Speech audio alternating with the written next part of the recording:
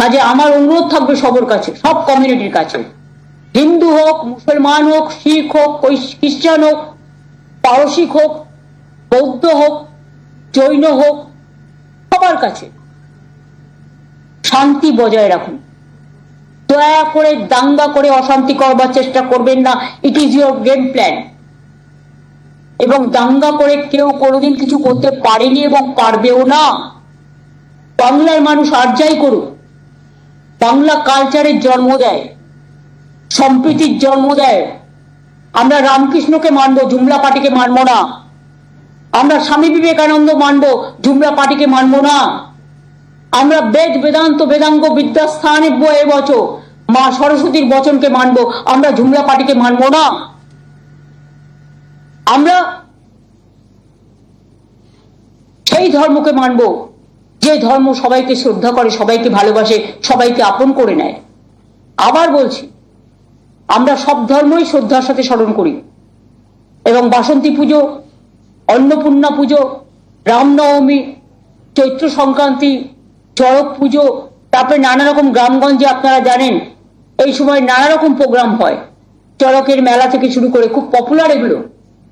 অন্য কোনো প্রোগ্রামকে ডিস্টার্ব করতে যাবেন না, যার যার মতো প্রোগ্রাম করতে দিন। এমনকি 10 তারিখে মহাবীর জৈনেরও সম্ভবত, আমি এখনো দেখিনি ডিটেলস, 10 তারিখে ছুটি আছে মনে হয়, মহাবীর জৈনের জন্মদিন হলেও হতে পারে, আই এম নট শিওর। কারণ 9 এপ্রিল ওরা আমাকে একটা প্রোগ্রামে ডেকেছেন, যেটা ইন্টারন্যাশনাল জৈন কমিউনিটি ট্রেডার্সরা নেতাজি ইন্ডোর স্টেডিয়ামে, আমি যাবো বলে কথা দিয়েছি। এবং আমি যদি সবাইকে নিয়ে চলতে পারি, আপনারা কেন পারেন না? মণিপুরে আগুন লাগালে থামান না। এখানে নিশ্চয়ই যে ঘটনা ঘটেছে তার তো লাইসেন্স হোল্ডার ছিল, সে তো লাইসেন্স হোল্ডার।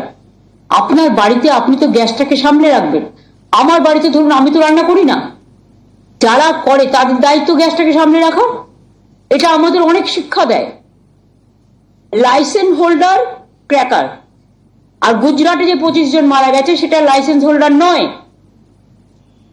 আমরা সবাইকে বলবো, প্লাস্টিক জমায়েত করবার আগে, ঘরে আগুন জ্বালাবার আগে, অনেকে ইন্স্যুরেন্স পাওয়ার জন্য মার্চ মাসে এগুলো করে, এটা আমার জানা আছে।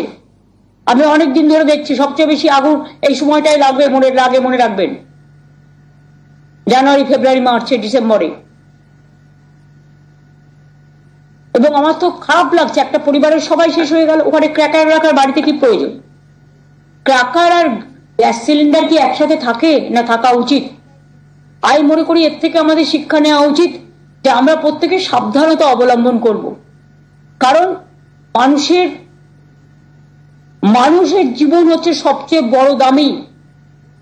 একটা মানুষ মারা গেলেও সেটা একটা মানুষ মারা যায় খুব কষ্ট করে, সেটা আমরা মানতে পারি না। প্লাস্টিক গোডাউন গুলোতেও আপনারা দেখবেন যারা করে, বিভিন্ন জায়গায় হঠাৎ করে আগুন লেগে গেল, কি না তো প্লাস্টিক গোডাউনের মধ্যে কিছু রেখে দিচ্ছে। বারবার বলা সত্ত্বেও, ইললিগাল নোটিশ দেওয়া সত্ত্বেও, আইদার তুমি বিল্ডিংটাকে রিপেয়ার করো, আর তুমি প্লাস্টিক গুলো সরাও দোকান থেকে। কারণ এক জায়গায় যদি আপনি ইনফ্লেমেবল, দাহ্যজনক পদার্থ যদি রেখে দেন, সেখানে তো যে কোনো দিন একটা অগ্নিকাণ্ড ঘটতে পারে, তাতে মানুষের প্রাণ যেতে পারে।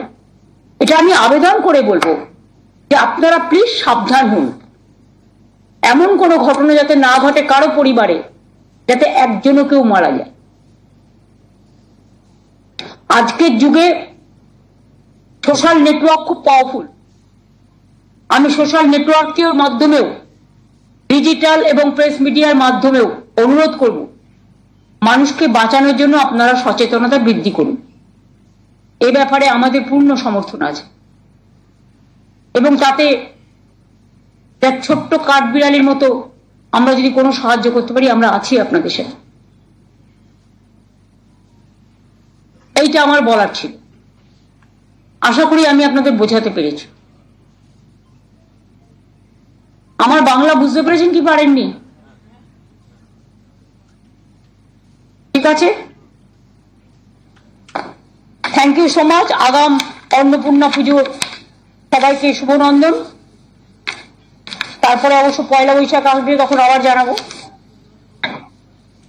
মহাবীর জৈনের জন্মদিন আসছে, সবাইকে শুভেচ্ছা।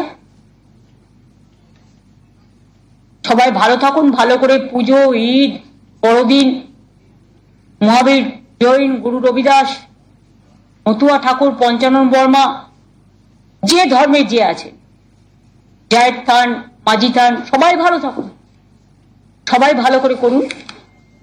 আমাদের মধ্যে যেন কোনো বিভেদ না হয়। ঐক্যই হচ্ছে, সম্প্রীতি হচ্ছে বাংলার শান্তির মাটি। বাংলা কখনো বিভাজন মানে না, বাংলা মানে ঐক্য ও সম্প্রীতি। এই জন্যই গানটা লেখা হয়েছিল, এক সূত্রে বাঁধিয়া আছে সহস্রটি মন, একই কার্যে সপিয়ে আছে সহস্র জীবন। এরকম অনেক গান আছে, অনেক উদাহরণ আছে। এর জন্যই বাংলার মাটি বাংলার জল রবীন্দ্রনাথ ঠাকুর গেয়েছিলেন, এটা আমাদের এখন রাষ্ট্রীয়, আমাদের রাজ্যের মেন সঙ্গীত। এরকম অনেক উদাহরণ আছে, একটা নয়। এই জন্যই গান্ধীজি দাঙ্গা থামাতে গিয়ে দেশ স্বাধীন হবার আগে তিনি বেলেঘাটায় অনশন করছিলেন। এতে সবাইকে আমরা ভুলে যাব? দেখবেন বেলুর মঠেও একটা দরগা আছে। আমি একদিন জিজ্ঞেস করেছিলাম বেলুর মঠের মহারাজদের, তখন সুইতানন্দজিরা ছিলেন, যে আপনাদের এখানে দরগা আছে? বললে এটা অনেক আগে থেকেই আছে। তারাও তো পারতেন এটা ভেঙে সরিয়ে দিতে, কই তারা তো করেননি। তারা যদি এক জায়গায় থাকতে পারে, আমরা কেন পারি না? আমরা তো আমাদের ঠাকুরের আসনে রামকৃষ্ণ সারদামার ছবি রাখি, স্বামী বিবেকানন্দের ছবি রাখি, কারণ তাদের আমরা মানবিক দেবদেবী হিসেবে পুজো করি। অহিংসা পরম ধর্ম, এগুলো আমরা মানবিক ভাবে আমরা প্রচার করি। আমার এটুকু বলার ছিল, দিস মাচ।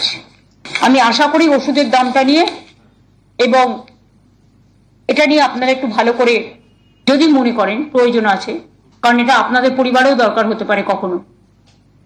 ক্যান্সারের ওষুধের দাম কেউ বাড়ায় বলুন তো? যে ক্যান্সার হ্যাজ নো অ্যান্সার। একবার মানুষ যদি বিপদে পড়ে, তার কি অবস্থা হয়ে যায়। আগে ব্লাড সুগারের ওষুধের দাম বাড়িয়েছে, কিডনি ডায়ালিসিসের যে ওষুধ আছে সেগুলোর দাম বাড়িয়েছে। তা সবই যদি বেড়ে যায়, সরকারটা তো পড়ে যায়। এদিকটা নজর দেওয়ার জন্য অনুরোধ করছি। তারপর আবেদনের কাজ না হলে, আন্দোলনের কাজ না হলে রাস্তায় রাস্তা দেখাবে। Thank you.